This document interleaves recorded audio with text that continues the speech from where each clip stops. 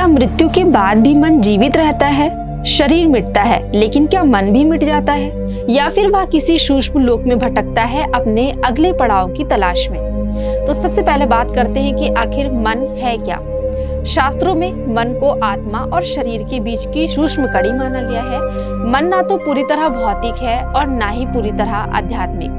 वह विचार, भावना और स्मृति का वह पुल है जिससे आत्मा शरीर के माध्यम से दुनिया को अनुभव करती है। उपनिषद कहते हैं, मन एव मनुष्यनाम कारणम बंध मोक्षयो, यानी मन ही बंधन का कारण है और मन ही मुक्ति का द्वार। जब मृत्यु होती है तो शरीर समाप्त होता है, लेकिन सूक्ष्म शरीर जिसमें मन, बुद्धि, चित्त और अहंकार होता है, वह जीवात्मा के साथ अगले जन्म तक चलता है।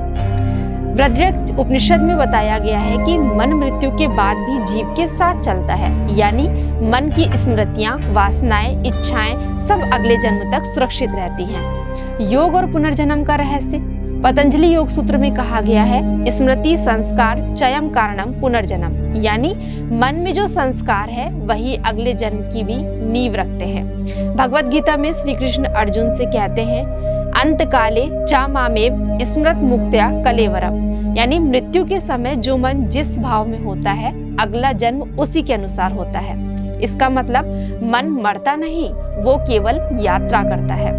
विज्ञान कहता है, क्वांटम न्यूरोसाइंस के अनुसार स्मृतियां और चेतना केवल मस्तिष्क में ही नहीं, एक इंफॉर्मेशन फील्ड में स्टोर हो सकती हैं। वैज्ञानिक इसे नॉन लोकल मेमोरी कहते हैं, यानी मन एक अदृश्य डेटा सिस्टम का हिस्सा हो सकता है।